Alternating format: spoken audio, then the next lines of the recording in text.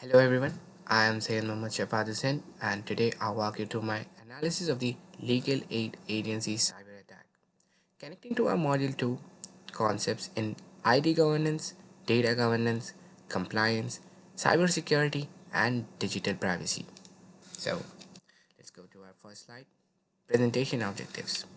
By the end of this presentation, you will understand the context and the impact of the attack, identify the key findings and risks, see how these real world events tie back to our model theories, and review actionable recommendations for strengthening an organization's security posture. So, the article in question is the article published by the Times in May 2025 reports that over 2.1 million application records spanning 15 years were exposed. This included criminal histories, financial details, and national insurance numbers. The breach was discovered on April 23rd, prompting the agency to shut down its primary system.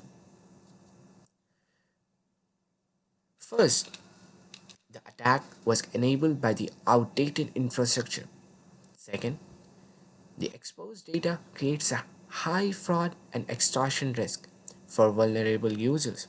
Third, breach notifications were delayed and lacked transparency, raising compliance concerns. These were the key findings from our report. So, let's understand some of the IT governance implications. IT governance failed here because there was no formal review process for decommissioning legacy systems, no clear asset ownership roles, and no sunset policies.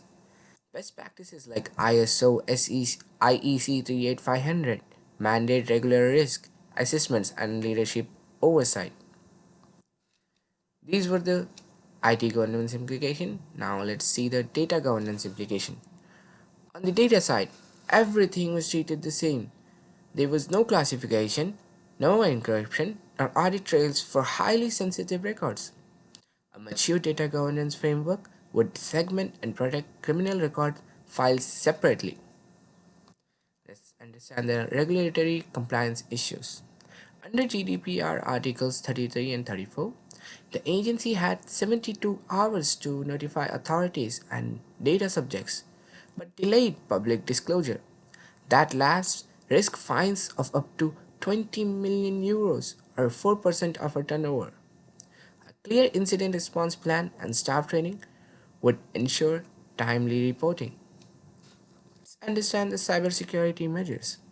Technically, they lacked automated patch management, network segmentation, intrusion detection, and a dedicated security operations center for real time threat hunting.